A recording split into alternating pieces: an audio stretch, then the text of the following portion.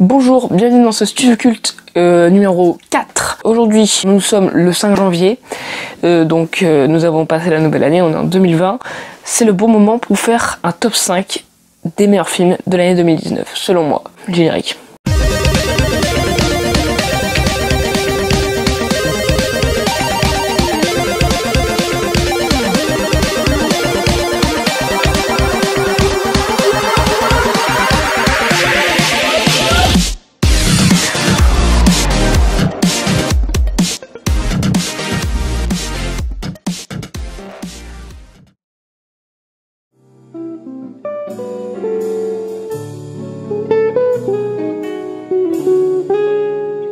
Donc, on va faire un top 5. J'ai hésité entre un top 10 et un top 5 et peut-être même un top 3, mais finalement je pense que le top 5 c'est bien. Pour résumer, je pense assez rapidement des films qui m'ont marqué cette année. On va donc tout de suite commencer avec le numéro 5. Le numéro 5 de ce classement, c'est un film qui est sorti, je crois, vers le début de l'année, je sais plus trop, mais c'était mars-avril, quelque chose comme ça. Un film qui s'appelle Edmond et qui parle de Edmond Rostand. Edmond Rostand, c'est l'écrivain qui a écrit Cyrano de Bergerac, donc pièce de théâtre en vers, en 5 actes, qui est très connue.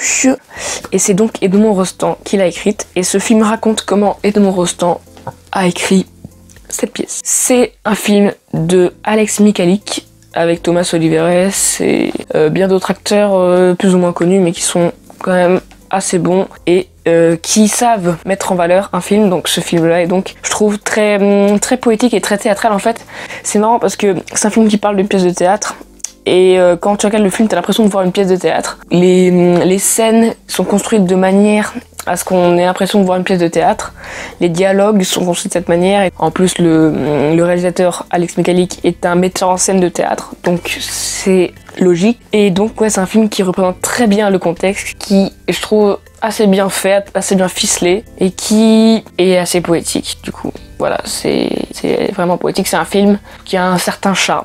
Voilà, moi ça m'a suffi. C'est assez pour le mettre en top 5 du classement de cette année. Ensuite, le top 4. Le numéro 4 de ce classement, c'est un film qui est sorti aussi en début d'année, un peu, non, peut-être moins un peu, enfin si en début d'année je crois quand même. C'était Bohemian Rhapsody. Donc là déjà c'est un peu plus connu. C'est un film donc qui raconte l'histoire, on peut dire ça, de Freddie Mercury et c'est génial. Voilà, ceux qui l'ont vu. C'est un film aussi qui est comme avant pour le théâtre, là c'est construit dans l'univers de la musique. Parce qu'ils ont réussi à mettre en valeur la vie de cet acteur, de nous montrer comment ça a été dur, comment ça a été quelque chose qui a marqué les gens. Quand même, Queen, groupe, comment ça a marqué cette époque et cette décennie, cette époque, ce siècle, et qui a marqué aussi le début d'un nouveau rock'n'roll. C'est un film donc qui montre bien tout ça et qui est magnifique, très bien mis en scène, des plans magnifiques. Il y a la photographie, donc la photographie est magnifique. Dans le stade, c'est magnifique et c'est un des plus beaux moments que j'ai vu du cinéma en 2019, quand tout le public se met à chanter les chansons et tout ça. Enfin, c'est incroyable, c'est incroyable. Film, si vous ne l'avez pas vu, film à voir. Numéro 3, c'est un film dont j'ai déjà parlé sur le Studio Culte, c'est Joker. Donc voilà, j'en ai déjà beaucoup parlé dans mon Studio Culte que vous pouvez aller voir.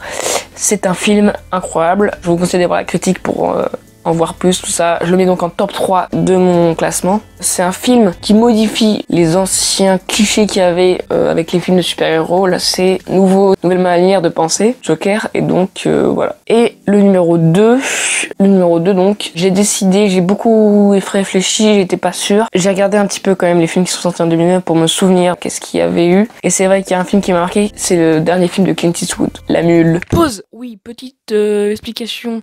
Là je suis en train de monter la vidéo et je me rends compte qu'en fait La Mule n'est pas un film de 2019 mais un film de 2018.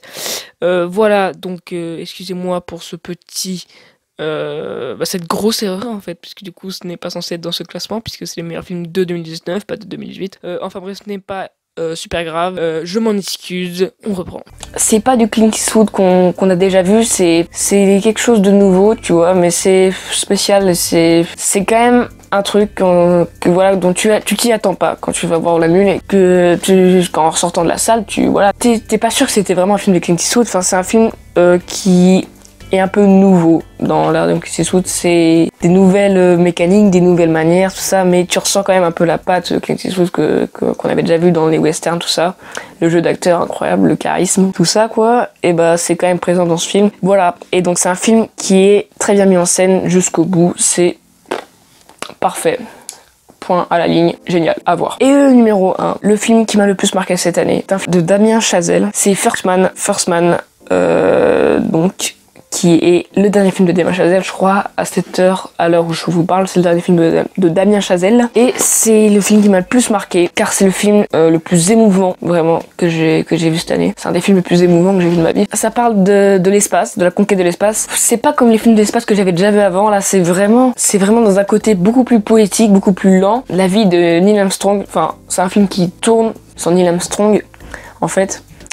Et donc on découvre sa vie quoi. Et donc ça c'est quand même marquant. Il y a des scènes vraiment qui sont émouvantes, incroyablement émouvantes. Donc voilà, Damien Chazelle qui est un excellent réalisateur, qui a déjà réalisé Whiplash, film extrêmement super, qui a déjà réalisé La La Land, film extrêmement super, et qui a donc First Man. Il signe un autre chef-d'œuvre pour moi, vraiment, First Man, le meilleur film de l'année 2019 pour moi. Et voici donc les 5 films que j'ai préférés cette année. J'espère que ce classement vous aura donné des idées pour les prochains films à regarder.